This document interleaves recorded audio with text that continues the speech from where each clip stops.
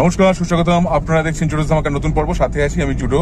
হ্যাঁ, আজকের বিষয়টা যে একটু অন্যরকম সেটা আপনি থাম্বনেল দেখেই বুঝে গেছেন। নানা রকম খবর সারাদিন ফেসবুকে এবং অন্যান্য সোশ্যাল মিডিয়াতেও ঘুরে ঘুরে বেড়ায়।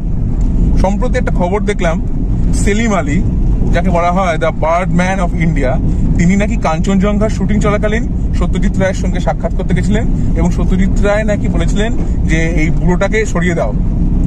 তার অ্যাসিস্ট্যান্ট নাকি তখন তাকে সরিয়ে দিয়েছিলেন। এইরকম খবর দেওয়া হচ্ছে। অনেকে বলছেন বাবা, সত্যজিৎ রায় তো এত আত্মম্বরী মানুষ। এবার এদেরকে বলছি, আপনারা কিচ্ছু জানেন না, আপনাদের জ্ঞান হচ্ছে গোল্লা। আপনারা কোনো কিছু না জেনে একটা শেয়ার করছেন, এটা কিন্তু এক প্রকারের ক্রাইম। একজন বিখ্যাত মানুষ সম্পর্কে যা ইচ্ছেতেই পোস্ট করছেন, এগুলো ক্রাইম। সম্প্রতি রবীন্দ্রনাথ এবং কাজী নজরুল ইসলামকে নিয়েও যা ইচ্ছেতেই পোস্ট হচ্ছে। এগুলো কারা করছে, কি উদ্দেশ্যে করছে? অন্য কোনো উদ্দেশ্য আছে? এদের কাজ হচ্ছে সমাজে অশিক্ষা ছড়ানো, ভ্রান্তি ছড়ানো। এবং আপনাদেরও বলছি, কোনো পোস্ট দেখলে শেয়ার করবার আগে ক্রস চেক করবেন। এবার আমি দেখলাম ফেসবুকে, কিন্তু আসল ঘটনাটা কি হয়েছে, কাঞ্চনজঙ্ঘার শুটিং চলাকালীন একজন ভদ্রলোক বারবার সত্যজিৎ রায়ের কাছে পাখির নাম জানতে চাইছিলেন, কারণ সত্যজিৎ রায়ের একটি পাখির প্রয়োজন ছিল একটি দৃশ্যের জন্য। কিন্তু সত্যজিৎ রায় জানতেন না ইনিই সেলিম আলী। আর সেলিম আলী বলেই নয়, কোনো মানুষকেই তিনি কোনোদিন বলেননি বুড়োটাকে বার করে দাও ইত্যাদি এইসব ভাষা তিনি কোনোদিন ব্যবহার করেননি। কাঞ্চনজঙ্ঘার শুটিং চলাকালীন সেলিম আলী সম্ভবত বারবার পাখির নাম জানতে চাইছিলেন। সেই মুহূর্তে সত্যজিৎ রায় শুটিং করছিলেন বলে তিনি অনিল চট্টোপাধ্যায়কে বলেছিলেন, অনিল ম্যানেজ করো। তারপর অনিল চট্টোপাধ্যায় সেলিম আলীকে অন্যত্র নিয়ে যান এবং সেখানে গিয়েই তিনি জানতে পারেন যে এই ব্যক্তিটি হচ্ছেন সেলিম আলী। সত্যজিৎ রায় সেলিম আলীর কাজ সম্পর্কে সম্যকভাবে অবহিত ছিলেন। তাঁর গবেষণা, তাঁর যেই বিরাট গবেষণা, সব তিনি জানতেন, কিন্তু সেলিম আলীর চেহারাটা তিনি চিনতেন না। সেই জন্য একটা বিভ্রান্তি ঘটেছিল। আর এই ঘটনাটা লিখেছিলেন অনিল চট্টোপাধ্যায়। সত্যজিৎ রায় যখন 1992 সালে অস্কার পেলেন, ঠিক তারপরেই দেশের একটি স্পেশাল সংখ্যা বেরিয়েছিল। সেই সময় সত্যজিৎ রায় অসুস্থ হয়ে হসপিটালে ছিলেন। দেশ পত্রিকার সেই স্পেশাল সংখ্যাতেই বেরিয়েছিল অনিল চট্টোপাধ্যায়ের এই লেখা।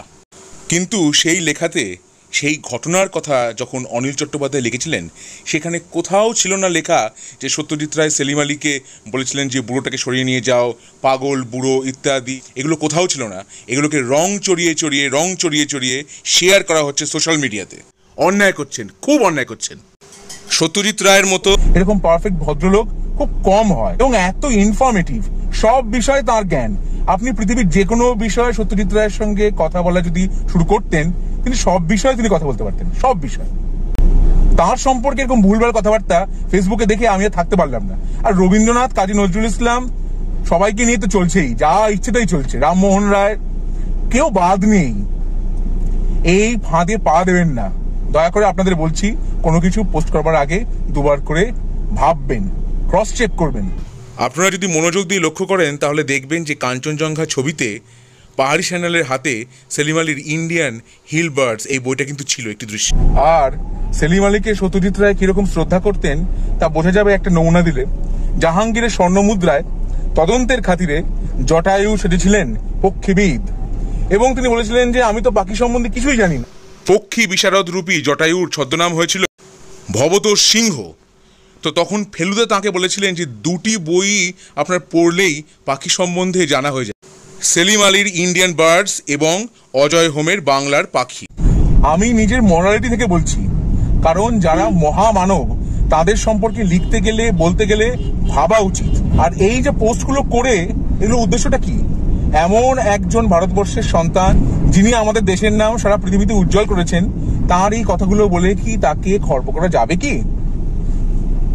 পরে ফিরছি নতুন কোনো চমক নিয়ে, নতুন কোনো ধামাকা নিয়ে। হ্যাস্টেলা ভিস্টা, জুডোস ধামাকা, লেটস ডু দ্য ধামাকা।